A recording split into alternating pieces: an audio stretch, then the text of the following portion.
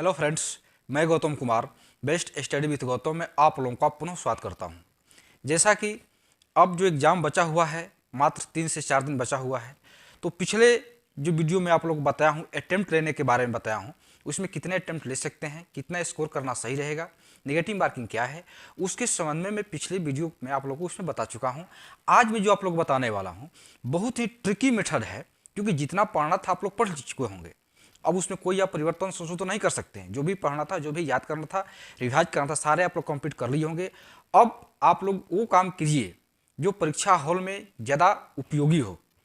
तो आज जो मैं आप लोग बता रहा हूँ, इस सारा जो आज जो चर्चा होगी वो इस बात पर चर्चा होगी कि हम लोग जो तुक्का लगाते हैं, जो अंदाज से हम लोग सही करते हैं, कुछ पता नहीं रहता है ऑप्शन में, जो पता है वो तो सही कर लिए हैं, लेकिन बहुत सारे क्वेश्चन ऐसे होते हैं कि उसमें कुछ पता ही नहीं चलता है कि ए बी सी डी कौन सही होगा। इसमें से कुछ क्वेश्चन ऐसे होते हैं कि दो तो ऑप्शन हम लोग छांट देते हैं कि ए और बी नहीं होगा या बी सी नहीं होगा, दो ऑप्शन छांट देते हैं, लेकिन दो में कन्फ्यूज होता है कि इसमें से कौन होगा, बी सी में से बी होगा कि सी होगा, ए डी में से ए होगा कि डी होगा। तो उसमें कन्फ्यूजन रहता है कि दो ऑप्शन छांटने के बाद भी जो दो बचता है उसमें कौन सही होगा।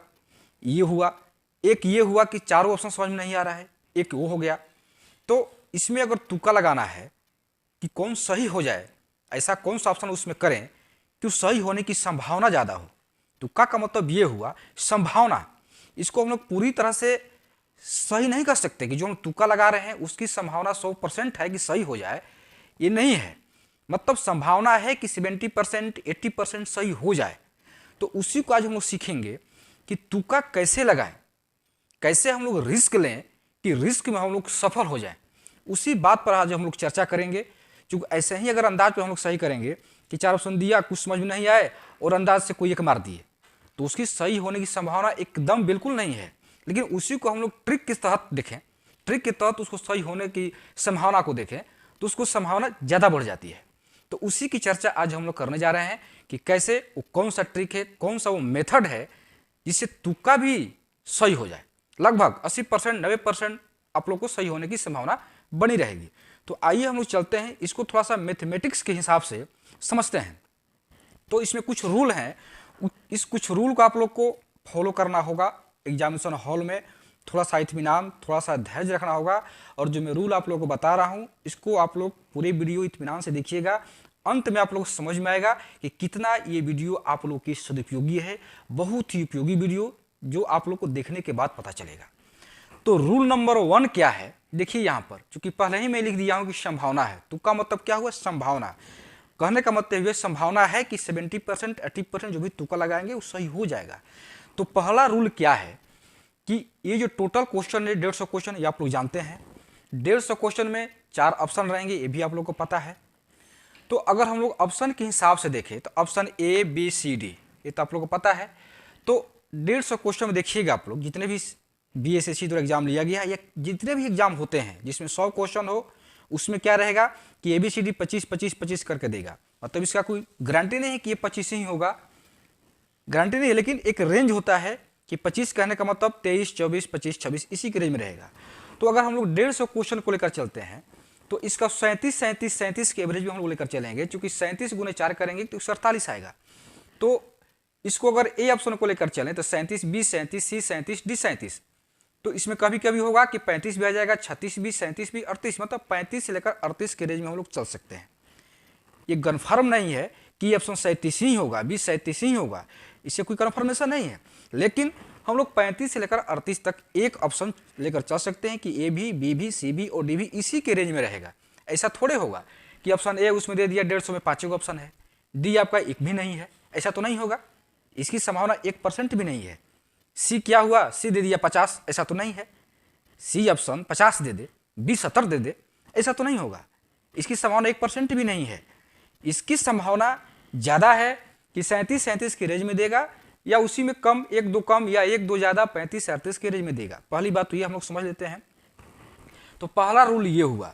इस रूल को और हम लोग डिस्क्राइब करेंगे। तो यहाँ पर देखते हैं, इसी के रूल को हम लोग डिस्क्राइब किए हैं, इसको हम लोग देखते हैं। मान लीजिए कि ऑप्शन 50-50 का आपको समझ में आ रहा है कि अगर ए और बी गलत नहीं है, मान लीजिए कि ए छांट दिए, बी छांट दिए, बाकी बचा सी डी, और सी और डी में दोनों में आपको लगता है कि दोनों 50-50 है, लगता है कभी सी होगा, लगता है कभी डी होगा, मतलब क्लियर नहीं हो पा रहा है कि सी होगा कि डी होगा, सी होगा कि डी होगा, क्योंकि दोनों ऑप्शन 50-50% पे चल रहे हैं। आप कहीं कहीं कोई ज़्यादा नहीं है, ना कोई 60 है ना कोई 40 है, 50-50 का सब ऑप्शन पर चल रहे हैं। तो उसी को यहाँ पर लिखा गया है कि अगर 50-50 पे चल रहे हैं और ए और बी छांट दिए हैं कि ए और बी तो कन्फर्म नहीं होगा, सी और डी में से ही कोई होगा, तो उस स्थिति में आपका सी सही होने की संभावना ज़्यादा है। यहाँ पर संभावना है, ये क्लियर नहीं है कि सी सही ही होगा। इसको आप लोग ऐसे मत समझिएगा कि सी सही हो जाएगा, नहीं, सी की संभावना ज़्यादा है। उसी तरह से अगर बी या सी अब छांट दिए हैं कि बी सी तो गलत होगा, ए और डी में से कोई एक होगा, बी सी तो छांट दिए कि बी और सी एकदम नहीं होगा, ए और डी में से होगा, लेकिन ए और डी में आपका 50-50% है कि ए भी 50% डी भी 50%, तो उस स्थिति में ए की संभावना ज़्यादा रहेगी। उसी तरह से सी और डी छांट दिए और ए और बी बचा, इसकी संभावना ए की संभावना ज़्यादा रहेगी। उसी तरह से ए और सी छांट दिए और बी और डी बचा, तो इसकी संभावना रहेगी डी होने की संभावना ज़्यादा रहेगी।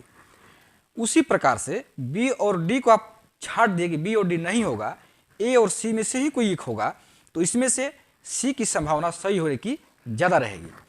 उसी तरह से ए और डी छांट दिए कि ए और डी तो एकदम नहीं होगा, बाकी बी और सी बचा, तो इसमें बी और सी में बी की सही होने की संभावना ज़्यादा है। अगर 50-50% केस है तो पहली बात ये समझ लीजिए कि अगर 50-50% है, आधा आधा, ये नहीं कि लगता है कि सी ज़्यादा होगा बी कम होगा, नहीं, दोनों की स्थिति में आधा आधा है, 50-50% है, तो ये रूल आपका काम करेगा।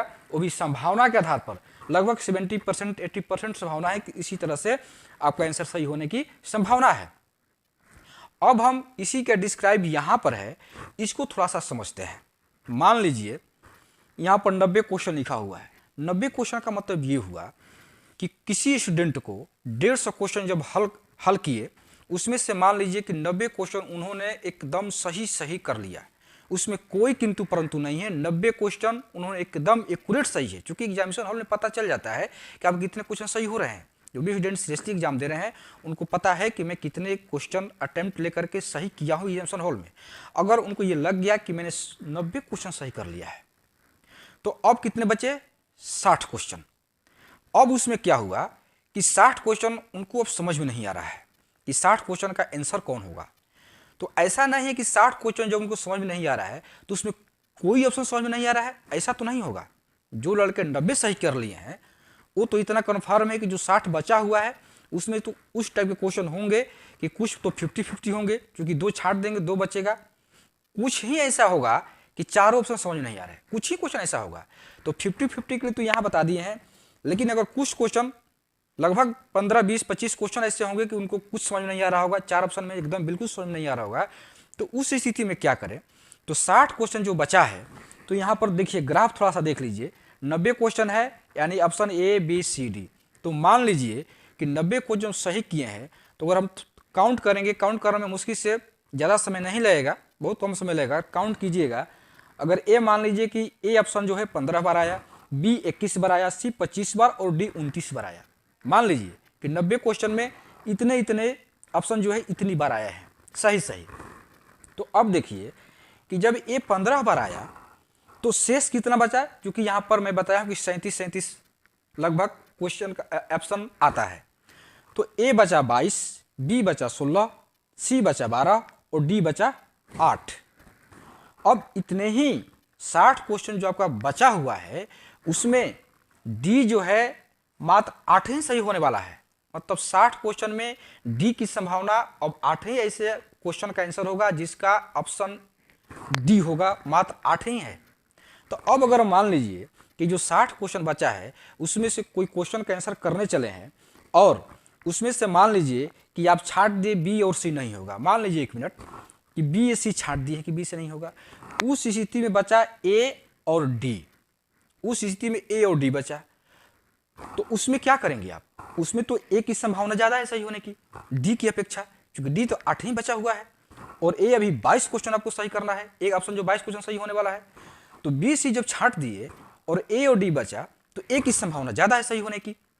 तो यहाँ 50-50% नहीं है, यहाँ पर हो गया लगभग 70%, 70-30 हो गया। यहाँ पर 50-50 के केस में ये नियम है, लेकिन जब इस तरह से आपको आ जाए सही कर लें, तब यहाँ पर ए और डी में ए सही हो जाएगा। उसी तरह से मान लीजिए कि ए और सी छांट दिए, बी और डी बचा, तो बी और डी में भी बी की संभावना डी की अपेक्षा ज़्यादा है। उसी तरह से मान लीजिए कि आप सी और डी छांट दिए कि सी और डी तो एकदम नहीं होगा, ए और बी में से ही होगा, तो ए और बी में से भी ए की संभावना बी की अपेक्षा थोड़ी ज़्यादा है, मतलब 22 जिसका आंसर सही होगा, इसका 16 सही हुआ, तो कुछ ज़्यादा है। तो कहने का मतलब ये हुआ कि अगर इस तरह से आप फॉलो करेंगे कि 90 क्वेश्चन सही कर लिए, 60 क्वेश्चन बचा हुआ है, लेकिन 90 क्वेश्चन पूरी सही होनी चाहिए। उसी तरह यहाँ पर 90 है, किसी का 100 सही होगा, किसी का 110 कन्फर्म सही होगा, किसी का 120 कन्फर्म सही होगा। तो जिसका कन्फर्म सही 110 120 लगभग हो चुका है और उनके पास बचा है 30 क्वेश्चन 40 क्वेश्चन, तो थोड़ा सा काउंट कर लें कि ए बी सी डी कितने कितने सही हुए हैं। ये काउंट करने में ज़्यादा समय नहीं लगेगा, क्योंकि अब तो जो 30 क्वेश्चन बचा हुआ है वो तो अब तुक्का लगाना है, तो तुक्का कोई तो नहीं लगा सकते ना। 30 क्वेश्चन बचा हुआ है या 20 क्वेश्चन ही बचा है तुक्का लगाने के लिए, तो उस 20 क्वेश्चन बचे हुए 20 क्वेश्चन को तुक्का भी बहुत सावधानी से लगाना है। ऐसा नहीं कि 20 क्वेश्चन बचा हुआ है तो जैसे तैसे उसको कर दिए हैं, नहीं, वही 20 क्वेश्चन आपको सिलेक्शन दिलाएगा। तो तुक्का लगाने का जो मैं यहाँ पर बताया हूँ उस हिसाब से देखिएगा। तो अगर 120 क्वेश्चन सही कर ले, 120 को फटाफट काउंट कर लीजिए कि ABCD कितना है, उस हिसाब काउंट कर लीजिए कि कितना कितना ABCD बचा हुआ है, उसके हिसाब से जो 20-30 क्वेश्चन बचा हुआ है उसको तुक्का लगाइए, उसके अनुसार आपका तुक्के की संभावना ज़्यादा बढ़ जाएगी। तो ये हुआ। अब हम लोग चलते हैं, यहाँ पर रूल नंबर 2 है, जीएस में जो ऑप्शन लंबा हो उसको सही होने की संभावना ज़्यादा रहती है। पहली बात ये कि अगर जीएस का क्वेश्चन है, मान लीजिए जीएस का क्वेश्चन है और 4 ऑप्शन दिया हुआ है, अब आपको समझ में नहीं आ रहा है कि कौन क्वेश्चन सही होगा, उसमें देखिए कि कौन सा ऑप्शन थोड़ा सा लंबा है। तो जो ऑप्शन लंबा रहेगा या देखने में थोड़ा सा अटपटा लगेगा, उसके सही होने की संभावना ज़्यादा है। यानी कि वही सही हो जाएगा, लेकिन नहीं, संभावना ज़्यादा है, क्योंकि कोई ना कोई तो आपको सही करना है। क्योंकि कल के वीडियो में अटेम्प्ट बताया हूँ, अटेम्प्ट तो लेना ही आपको है, क्योंकि ज़्यादा अटेम्प्ट लेने से कोई खतरा नहीं है। इसलिए कि एक क्वेश्चन सही कीजिएगा तो 4 अंक मिलेंगे और एक क्वेश्चन गलत कीजिएगा तो 1 अंक ही कटेगा, इसलिए वहाँ खतरा ज़्यादा नहीं है। अटेम्प्ट नहीं लेना खतरा है, अटेम्प्ट लेना खतरा नहीं है। इसकी चर्चा मैं कल में कर चुका हूँ। अगर जो भी स्टूडेंट न्यू है, अगर वो नहीं देखे हैं तो कल का वीडियो देख सकते हैं आप उसमें। अगला जो रूल है मैथ के लिए, अगर मैथ के लिए अगर क्वेश्चन बनाने पर कोई ऑप्शन सही नहीं हो रहा हो तो उस क्वेश्चन को ऑप्शन सही करें। मान लीजिए कोई मैथ का क्वेश्चन है, क्वेश्चन से आंसर ला रहे हैं, तो क्वेश्चन से आंसर आपका नहीं आ रहा है, तो क्या करें, जो ऑप्शन है उसको क्वेश्चन में पुट करके देखिए कैसे आता है। जो भी मैथ के स्टूडेंट है, जो मैथ बनाए होंगे, वो भली भांति बात को समझ रहे होंगे। अगर क्वेश्चन से आंसर नहीं आ रहा है तो उस ऑप्शन से लेकर के आंसर के क्वेश्चन की तरफ चलिए, आपको कहीं ना कोई आंसर मिल जाएगा। आपको चारों ऑप्शन को पुट कीजिए, लगभग जो मैथ बनाते हैं वो सही कर लेंगे ऑप्शन से, और क्वेश्चन से आंसर नहीं आ रहा है तो ये हो गया। रूल नंबर 4 कहता है कि ऑप्शन में अगर इनमें से सभी रहे तो सही होने की संभावना ज़्यादा। अगर मान लीजिए 4 ऑप्शन है ABCD, उसमें से डी जो ऑप्शन है इनमें से सभी दे दिया, ए कुछ और, बी सी कुछ और, लेकिन डी जो ऑप्शन है ये लिखा है इनमें से सभी, तो इनमें से सभी होने की संभावना ज़्यादा रहती है। लेकिन अगर उसी क्वेश्चन में मान लीजिए कि इनमें से सभी ने दे करके क्या दे दे, इनमें से कोई नहीं, तो उसकी संभावना कम रहती है। ये भी देखना होगा। अगर ऑप्शन में इनमें से कोई नहीं दे, देखिएगा आप लोग जो भी सचिवालय का एग्जाम हुआ है 2 बार या BSCC द्वारा इंटरव्यू एग्जाम हुआ है, अगर उनमें दिया हुआ इनमें से कोई नहीं तो हड़बड़ा कर इनमें से कोई नहीं सही कर देना है, क्योंकि इसकी संभावना, ऑप्शन सही होने की संभावना बहुत कम रहती है। इसलिए अगर इनमें से कोई नहीं है तो उसको छांट दीजिए और ABC 3 ही बचा है, उसमें सब सही करने का प्रयास कीजिए। ये एकदम नहीं होगा, इनमें से कोई नहीं की संभावना बहुत कम है, लेकिन अब जानते हैं तो सही कीजिए। अगर आंसर पता है इनमें से कोई नहीं होगा तो सही कर सकते हैं, लेकिन आपको पता नहीं है और ऑप्शन इनमें से कोई नहीं है तो इनमें से कोई नहीं छांट दीजिए। बाकी 3 बचा, उसमें जो आपको उचित लगे, जो अभी मैं बताया हूँ रूल के अनुसार, उसको आप सही करने का प्रयास कीजिए, वहाँ से सही होगा। तो हाँ, उसके बाद क्या है, अगला रूल है रूल नंबर 5। ये क्या है, अगर कुछ भी आपको समझ में नहीं आए, सारा रूल आप भूल चुके हैं, ये सारा कुछ समझ में नहीं आ रहा है, तो ये अंत में काम करता है क्या कि अगर 100 क्वेश्चन हल कर लिए, चाहे गलत हो सही हो, आपको कुछ पता नहीं है, 50 क्वेश्चन बचा हुए, अब तो ये लगता है आपको कोई ना कोई तो सही करना है, अटेम्प्ट तो लेना है, तो क्या करें। तो उस स्थिति में क्या करें कि 10-10 का सीरीज बनाइए, मतलब 101 से 10, मतलब जो भी है, अगर 90 सही किए हैं तो 90 से 100, 100 से 110, 10 से 120, मतलब 10-10 का सीरीज बनाइए और उसमें से एक एक ऑप्शन को लेकर चलिए। तो मान लीजिए 1 से 10 में ए लेकर चले, 11 से 20 में बी लेकर चले, 21 में 30 सी लेकर, फिर 31 में 40 डी लेकर, फिर 41 से लेकर 50 फिर ए, फिर बी, फिर सी, फिर डी। इस तरह से, क्योंकि आपके पास कोई उपाय तो नहीं है, अब क्या कर सकते हैं, कुछ समझ में तो नहीं आ रहा है कि एबीसीडी में कौन सही करें, तो तुक्का लगाना ही कुछ ही उपाय है। तो इस तरह से आप यहाँ पर कर सकते हैं। लेकिन अगर ये सारे चीज़ फॉलो करते हैं, जिनका 90, 100, 110 सही हो जा रहा है, प्रैक्टिस सेट मारते हैं तो उनका ये सही हो जा रहा है, तो उनके लिए सारे यही फॉलो कीजिएगा तो आराम से। अगर 110 सही हो रहा है तो हमको उम्मीद है कि 110 से 120 जाने में अगर ये नियम, ये रूल अप्लाई करते हैं एग्जामिनेशन हॉल में, तो 110 से 120 यानी 10 क्वेश्चन आप लोगों को आराम से बढ़ जाएगा। थोड़ा सा धैर्य, इत्मीनान से काम लीजिएगा, दिमाग से काम लीजिएगा, तो 10 क्वेश्चन, 8 क्वेश्चन बढ़ने में देर नहीं लगेगी। थोड़ा सा इसको आप लोग एक बार 2 बार देख लीजिएगा, मिला लीजिएगा, तो सारे चीज़ आप लोग को समझ में आएगा और आप लोग पढ़ाई जो भी कर रहे हैं वो करते रहिए। तो आज मैं आप लोग को जो भी मैं बताया हूँ, इसका अगर भली भांति फॉलो करते हैं तो हमको उम्मीद है कि सिलेक्शन जो भी स्टूडेंट अपनी तैयारी की अंतिम सीमा पर हैं उनका कन्फर्म हो जाएगा, इसमें कोई दिक्कत नहीं है। तो आज का क्लास बस इतना ही। आज भी जो मैं आप लोग बताया हूँ ये बस तुक्का लगाने के लिए था, कोई पढ़ाई का मैटर नहीं था, टेक्निक था। आप लोग एग्ज़ाम हॉल में जाइए और बहुत ही इत्मीनान से, धैर्य से एग्ज़ाम दीजिए। मेरी शुभकामनाएं आप लोग के साथ है, आगे भी साथ रहेंगी।